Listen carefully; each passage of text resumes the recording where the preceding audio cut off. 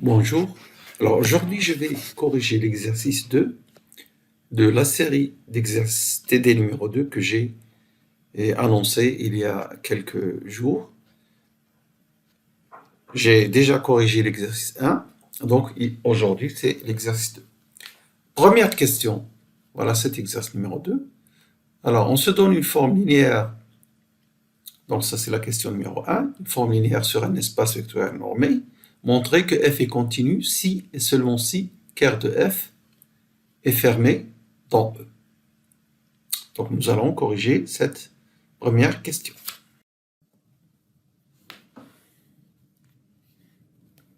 Alors f est une forme linéaire non nulle. Si elle est nulle, évidemment, la proposition est triviale. Il s'agit de démontrer une équivalence. Donc nous avons deux implications. L'implication directe f continu implique ker de f est fermé. Ça, c'est une question de topologie. Si une application entre deux espaces métriques est continue, l'image inverse d'un fermé est infermée. Et si vous avez f-1 de 0 égale ker de f, c'est l'image inverse d'un singleton qui est fermé dans un espace vectoriel normé. Évidemment, un espace vectoriel normé, c'est pareil. Donc, le singleton 0 est fermé et par conséquent, l'image inverse est infermée et l'implication est évidente.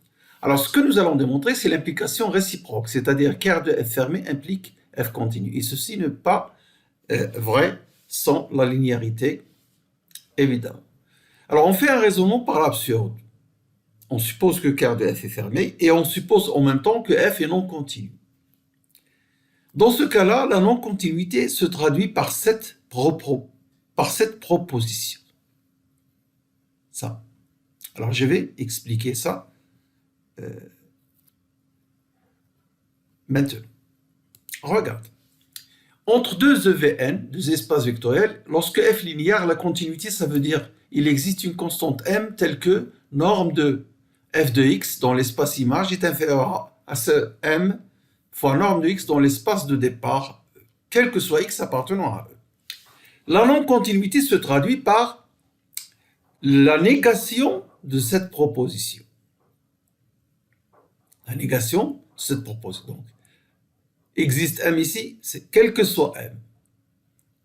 Pour quel que soit x, il existe E tel que l'inégalité est dans le sens contraire, mais strict. Quel que soit m. En particulier, si je prends les m, c'est les n appartenant à une étoile. Il existe un x pour ce n, je l'appelle xn parce qu'il dépend de n, et ceci, ça veut dire f de xn supérieur à 1 norme de x. Norme de xn, évidemment. Norme de xn, j'ai oublié ici le n. Norme de xn. Voilà, c'est ce que j'ai écrit dans le texte. Donc, en supposant f non continu par la propriété de la continuité donc, que nous avons vu dans le cours, et maintenant la négation de cette propriété, voilà ce que l'on a. Ainsi, nous avons fabriqué une suite xn qui vérifie cette propriété-là. Je pose yn, cette suite xn divisée par f de xn. Alors vous allez me dire, est-ce que f de xn est nul? Parce que f de xn est supérieur strictement, il ne peut pas être nul, donc il est non nul. Ainsi, cette suite-là, elle a deux propriétés. La première propriété, c'est f de yn égale 1. En effet, parce que vous obtenez f de xn sur f de xn égale à 1. Rappelez-vous, f de xn est non nul. En plus, yn tend vers 0. Pourquoi? Parce que si vous faites la norme de yn, vous allez trouver quoi? Vous allez trouver norme de xn sur f de xn en module. Et ceci, d'après cette inégalité, il est inférieur à 1 sur n. Je répète, norme de yn, c'est norme de xn sur module de f de xn, et c'est inférieur à 1 sur n grâce à cette inégalité. Je dis module de f de xn parce que, rappelez-vous, f est une forme linéaire. C'est une application linéaire de E vers C. L'espace est sur C. Comme je dis toujours, lorsque je ne dis rien sur le corps sur lequel est muni E d'une structure d'espace vectoriel, quand on ne dit rien, c'est le corps C. Ainsi, vous avez ces deux propriétés-là. qui sont intéressantes. Alors maintenant, rappelez-vous que je suppose qu'R de f fermé, et je suppose, donc en raisonnant par l'absurde, je suppose que f est non continu. Voilà où j'arrive. Maintenant, qu'R de f est différent de E, évidemment parce que f est non nul. Si qu'R de f est égal à E, ça veut dire que f est nul. Ça veut dire que f de x égale 0, quel que soit x, donc elle est nulle. Comme elle est non nulle, qu'R de f est différent de E. Alors il va exister un z qui appartient à E, mais pas à qu'R de f. À l'aide de ce z, je fabrique une troisième suite que j'appelle Zn, en posant Zn égale ce z moins f de z yn. Alors regardez tout de suite, lorsque vous calculez f de Zn, qu'est-ce que vous trouvez? Vous trouvez f de z moins f de z qui sort une constante, f de yn, et f de yn égale 1. Donc f de Zn, c'est f de z moins f de z égale 0.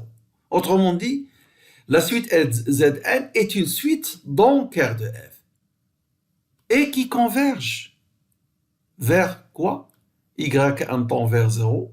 Ça, c'est une constante. Donc ça tend vers 0. Elle converge vers Z, qui n'appartient pas à R de f.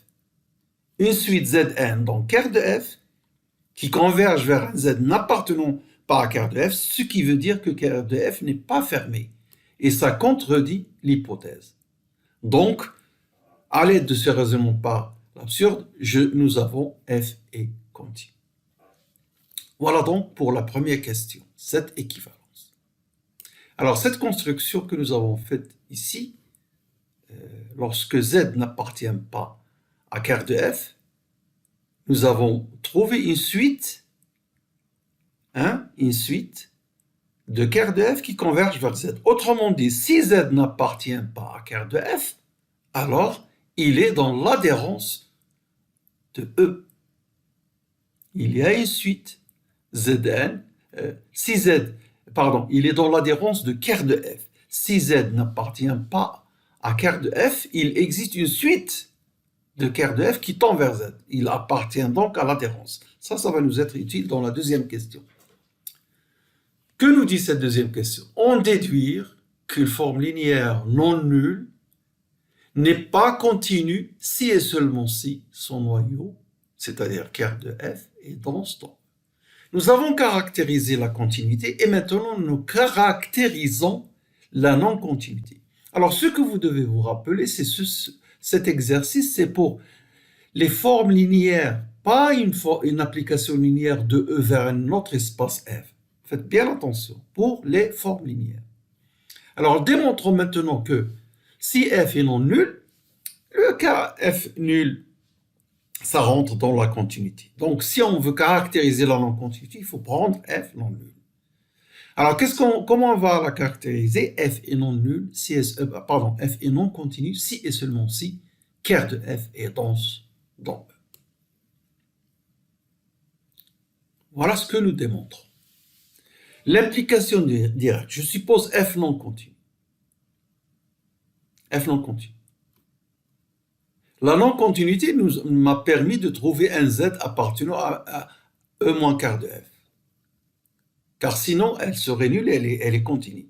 Et je viens de vous dire que dans ce cas-là, donc, puisque F est non continu, elle n'est pas nulle, donc il y a un élément Z qui n'appartient pas à quart de F. Et ce Z, d'après ce raisonnement que j'ai fait ici, Z appartient à quart de F bar. Je viens de le dire. Z, s'il n'est pas dans E, il est limite d'une suite dans R de F. Je l'ai construite ici. Ainsi, Z, s'il n'est pas dans R de F, il est dans R de F bar. Et s'il est dans R de F, évidemment, il est dans R de F bar, parce que R de F est inclus dans R de F bar. Par conséquent, tout élément de E est inclus dans R de F bar. Et on a cette inclusion. L'inclusion réciproque est évidente puisqu'on travaille dans E, quart de F et son adhérence sont dans E, et on a donc l'égalité. Voilà, nous avons donc démontré l'implication directe. Maintenant, montrons l'implication réciproque. Supposons E égale quart de F bar. Alors, à ce moment-là, F est non nulle. Parce que si elle était nulle, on aurait quoi? On aurait quart de F. Je répète. On suppose E égale quart de F bar. Puisque F est non nul, ça, F non nul, elle est dans l'hypothèse de la question. Je rappelle la question. Une forme linéaire non nulle, on déduit, etc. Donc, F est non nul. Alors, je dis que si E est égal quart de F bar, alors quart de F est différent de quart de F bar. Parce que le contraire serait quoi? Quart de F égale quart de F bar. Et donc, quoi? E égale quart de F, elle est nulle. On vient de dire qu'elle est non nulle. Donc, quart de F est différent de quart de F bar. Et vous revenez à la question. Ça veut dire quoi, quart de F différent de quart de F bar? Ça veut dire que R de F est non fermé. Et dans la première question, nous avons démontré ça. S'il est non fermé, F est non continu. Voilà, nous avons donc démontré que l'implication, si quart de F bar est égal à E, alors F est non continu. C'est tout pour cette question.